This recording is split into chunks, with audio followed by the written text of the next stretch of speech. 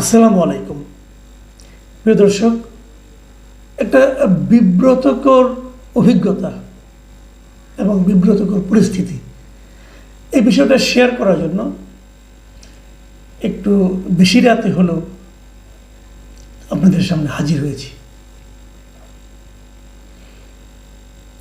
আপনারা জানেন, দুদিন আগে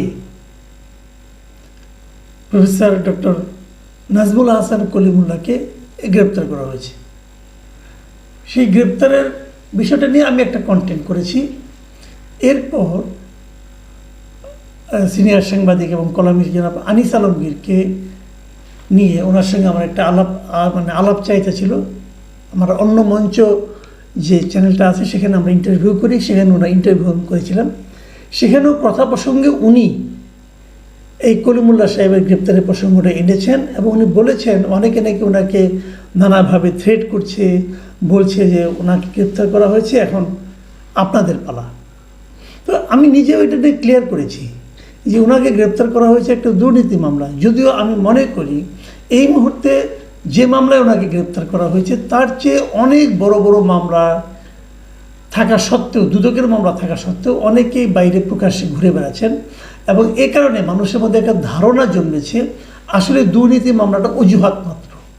মূল ঘটনা হলো কলিমুল্লাহ সাহেব এমন কিছু কথাবার্তা বলছেন, সেটাকে আপনি গুজবই বলেন আর সত্যিই বলেন, সেগুলো সরকার হয়তো পছন্দ করছেন না, যে কারণে তাকে থামিয়ে দেওয়ার জন্য এই কাজটা করা হয়েছে বলে অনেকে ধারণা করছেন। তো এই বিষয়গুলো কিন্তু আনিস আলমগীরও বলেছেন, আমিও বলেছি। কিন্তু ঘটনাটা কী হয়েছে, আমি এরপর থেকে একের পর এক ফোন পাওয়া শুরু করেছি যে আমি গ্রেপ্তার হয়ে গিয়েছি কিনা, আমি দেশ ছেড়ে পালিয়ে যাব কিনা, অথবা আমি এই ধরনের আশঙ্কা করছি কিনা। এই ধরনের আমি কিন্তু ক্লিয়ার করেছি যে আমি এটা নিয়ে কোনো রকম চিন্তিত নই মোটে, কারণ আমি মনে করি না যে আমি ওই গোত্রের লোক, এবং আমি সেগুলো ক্লিয়ারও করেছি আমার যুক্তি প্রমাণ দিয়ে। কিন্তু এগুলো কে শুনে? কেউ কেউ এটাকে ইস্যু করতে যাচ্ছে, কেউ কেউ এটা নিয়ে বলে আমোদ অনুভব করতে যাচ্ছে, এবং আমার মনে হয় কেউ কেউ আমাকে ভয়ও দেখাতে চাচ্ছে। আমি আজকে সারাদিনে কত যে ফোন পেয়েছি কতজনের কাছ থেকে, সবাই বলছে সাবধানে থাকবেন। আচ্ছা ভাই, আমার সাবধানে থাকা না থাকা কি আসে যায়? সাবধানে থাকার অর্থটা কী? আমি কোথায় থাকবো? আমি তো আমার বাসায় থাকবো। তো কলিমুল্লাহ সাহেব তো তার বাসায় ছিলেন, সমস্যাটা কি? সাবধান মানেটা কি? আমি এগুলো আসলে বুঝি না। যারা আমার ব্যাপারে উদ্বেগ প্রকাশ করেছেন তাদের প্রতি আমার কৃতজ্ঞতা, তারা আমাকে ভালোবাসেন বলেই তো করেছেন। তারপরেও আমি যে একটা নমুনা আপনাদেরকে দেখাচ্ছি এগুলো আসলে কেন ছড়িয়ে যায়।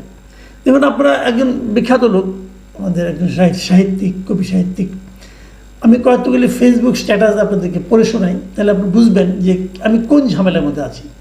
মিস্টার সাইফুল্লাহ মাহমুদ দুলাল, ওনাকে আপনারা সবাই চেনেন, খুবই বিখ্যাত মানুষ। উনি একটা স্ট্যাটাস দিয়েছেন, সাংবাদিক মাসুদ কামাল গ্রেফতারের আশঙ্কা করছেন, হতেও পারেন, আমি তার অগ্রিম প্রতিবাদ ও নিন্দা জানাচ্ছি এবং আগাম জামিন চাই, তা জানিয়ে রাখলাম। ওনার যে এই আন্তরিকতা আমার প্রতি, এটা আমাকে স্পর্শ করেছে।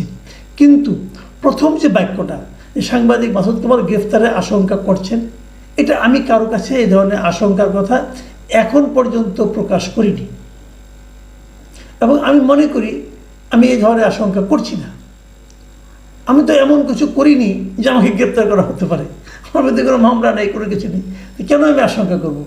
অনেকে হয়তো বলবেন যে এটা মবের মূল্য অথবা মগের মূল্য হলে হতেও পারে, হলে হবে, সেটা অন্য হিসাব, ওটা নিয়ে আমি টেনশন করি না। দেখুন, এরপরে কমেন্টটা আমি পড়ে শোনাই আপনাদেরকে। এটা কে লিখেছেন আমি জানি না, আরবিতে লেখা নাম। এটা আবার সাপোর্টার্স অফ বাংলাদেশ আওয়ামী লীগ নামের একটা ফেসবুক পেজে এটাকে দেওয়া হয়েছে। সেখানে লেখা হয়েছে, দেখুন, আমার একটা ছবি দিয়ে লেখা হয়েছে, আমি সাংবাদিক মাসুদ কামাল বলছি, আমি হয়তো গ্রেফতার হতে পারি, আমি আপনাদেরকে একটা কথাই বলবো, আমি নিরপেক্ষভাবে সারা জীবন কথা বলে যাব। বাংলাদেশের ইতিহাস যাকে নিয়ে লেখা, সেই বঙ্গবন্ধুকে আমি কখনো অপমানিত হতে দেব না। আমি যদি গ্রেফতার হয়ে যাই, আপনারা সবাই এই দেশের পক্ষ নিয়ে কথা বলবেন। এই বাংলাদেশ আমার, আপনার সবার, অন্যায়ের কাছে কখনো মাথা নত করিনি। এই যে কথাগুলি লেখা হয়েছে না, কথাগুলি ঠিকই আছে, কিন্তু এই কথাগুলি ঠিকই আছে। আমি যদি কখনো স্ট্যাটাস দেই অথবা পোস্ট করি হয়তো এরকমই হবে, কিন্তু আমার কথাটা হলো এটা তো আমি লিখিনি। এই যে আমার নামে যে সবার ছবি দিয়ে আমার নামে লেখা বলা হয়েছে যে আমি সাংবাদিক মাসুদ কামাল বলছি, আমি যদি এই কথাটা করে বলে থাকি তাহলে তো আমি আমার ফেসবুকেই দিব, আরেকজন লোক কেউ লিখবে, সেটা আমি এটা কীভাবে হয়?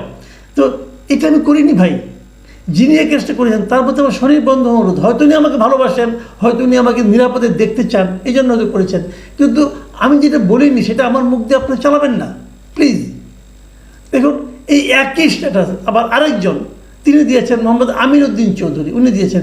এর মধ্যে কোনটা আগে কোনটা পরে আমি জানি, একই কথা, আমার একই ছবি দিয়ে আমিরউদ্দিন চৌধুরী সাহেব উনি দিয়েছেন, আপনি আগে দিয়েছেন না উনি আগে দিয়েছেন, অথবা দুজনের আগে আরও কেউ দিয়েছে কিনা আমি জানি না।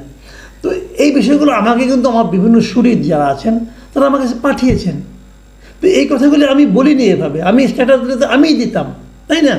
দেখুন, আরও আছে, কালের কণ্ঠে একটা ফটোকার্ড বানিয়েছে, কলিমুল্লাহ সাহেব কট, এবার আপনার পালা কামাল ভাই, যেটা আবার ইনভার্টেড কমার মধ্যে আছে। এটা কিন্তু আপনি মিস করতে, এটা আপনি খুব একটা যে আপনার অসত্যতা বলতে পারবেন না, কারণ এই কথাগুলো আমাকে আমার একজন দর্শক বলেছিল এবং সেটা নিয়ে আমি একটা কন্টেন্ট করেছিলাম। কিন্তু এখন ওইটুকু যদি আপনি দেন, কেবলমাত্র একটা ফটোকার্ড বানান, তাহলে এই জিনিসটা কিন্তু একটা ভুল মেসেজ মানুষের মধ্যে দেয়। কালের কণ্ঠকে জাতীয় দৈনিক, তাই না? ওনাদের আমার মনে হয় যে আরেকটু সতর্ক হওয়া উচিত। ওনারা যখন কিছুকে দেন সেটা তো মানুষ সিরিয়াসলি নেয়। দেখুন, কালের কণ্ঠ আরেকটা করেছে, কলিমুল্লাহর পর আনিস আলমগীর, পান্না, মাসুদ কামাল কোশ্চেন মার্ক, তারপরে লিখেছে বিস্তারিত কমেন্টে। মানে তারা প্রথমে ফেসবুক দিয়েছে, মানুষকে আকর্ষণ করেছে, তারপরে বলছে যে কমেন্টে যান। আচ্ছা, এই যে কথাটা যে কলিমুল্লাহর পর আনিস আলমগীর, পান্না, মাসুদ কামাল, মনে হয় না যে ঘটনাটা এই ধরনের ঘটছে অথবা ঘটতে যাচ্ছে? আসলে কি তাই? আপনি দেখেন নিচে একটা কমেন্ট দেওয়া আছে, কমেন্টে একটা লিঙ্ক দেওয়া আছে, আমি এই কমেন্টের লিঙ্কে গেলাম, যে কি পেলাম দেখুন, যে পেলাম কালের কণ্ঠ পত্রিকার একটা নিউজ, সেখানে হলো আনিস আলমগীরের প্রশ্ন, কলিমুল্লাহর পর আনিস আলমগীর, পান্না, মাসুদ কামাল। তো আপনি ওটার মধ্যে আনিস আলমগীরের প্রশ্ন এই কথাটা দিলেন না কেন? তো মানুষকে যে আকর্ষণ করা, মানুষকে যে একটা বিভ্রান্তির মধ্যে ফেলে দেওয়া, এটা কি একটা জাতীয় দৈনিকের জন্য ঠিক হয়? কারণ আমাকে একজন ফোন করে বললো যে আপনি নাকি অ্যারেস্ট হচ্ছেন। আমি কোথায় পেলেন? ওই কেন কালাই কণ্ঠ লিখেছে। দেখুন, মানুষ কিন্তু অত কিছু বোঝে না, কালাই কণ্ঠর নামটা দেখেছে এবং তারা আমাকে ফোন করেছে। আমি আজকে দিনে ফোনের রিসিভ করতে করতে আমি টায়ার্ড হয়ে গেছি। তো এটা গেলে খুব জরুরি। দেখুন, আরও একটা দেখাই আপনাদেরকে, তালুকদার মোহাম্মদ SAM স্যাম, ওর ভিতরে কিছু আছে আমি জানি না। এখানে লিখেছে, কলিমুল্লাহ গ্রেপ্তারের পর মাসুদ কামালকে দেশ ছাড়তে বলা হয়েছে। কে বলেছে আমাকে দেশ ছাড়তে? আমি কেন দেশ ছাড়বো? ছাড়তে বললে আমি ছাড়বো নাকি? এটা কি আমার দেশটা? যদি আমাকে কেউ ছাড়তে বলে আমি ছাড়বো না। তো আমি তো আওয়ামী লীগের পুরো সময়টা দেশে ছিলাম, আমি তো দেশ ছাড়িনি, এখন ছাড়বো কেন? আমার যদি মৃত্যু হয় এখানেই হবে, আমি যা বলার সেটা আমি বলতেই থাকবো। আমি তো কোনো ধান্দা করছি না রে ভাই।